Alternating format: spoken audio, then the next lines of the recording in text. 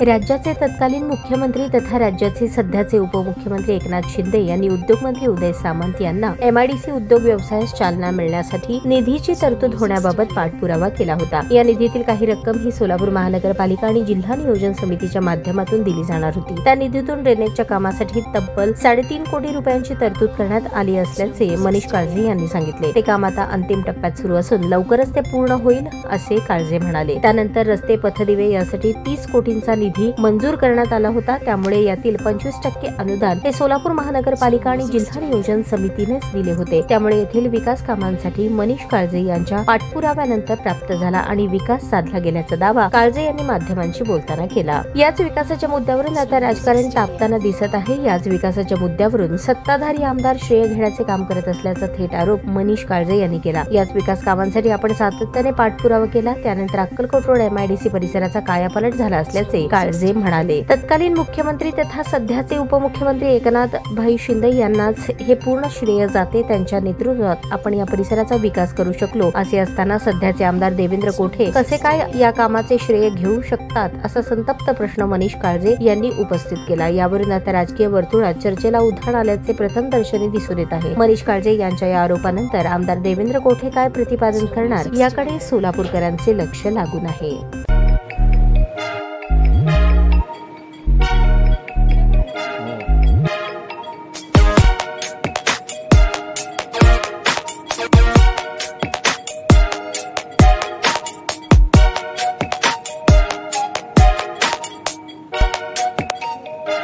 सोलापूर शहरातील सुप्रसिद्ध हॉस्पिटल म्हणजे सेंट्रल मल्टी स्पेशालिटी हॉस्पिटल मागील अनेक वर्षापासून सेवा बजावत आहे। 24 तास इमर्जन्सी सर्व्हिस, मॉडर्न टेक्नॉलॉजी, अनुभवी डॉक्टर्स तसेच अत्याधुनिक तंत्रज्ञान सुविधांनी सुसज्ज स्त्रीरोग प्रसूती विभाग, ऑर्थोपेडिक विभाग, मेडिकल विभाग आणि इतर एकमेव नाव म्हणजे सेंट्रल मल्टी स्पेशालिटी हॉस्पिटल।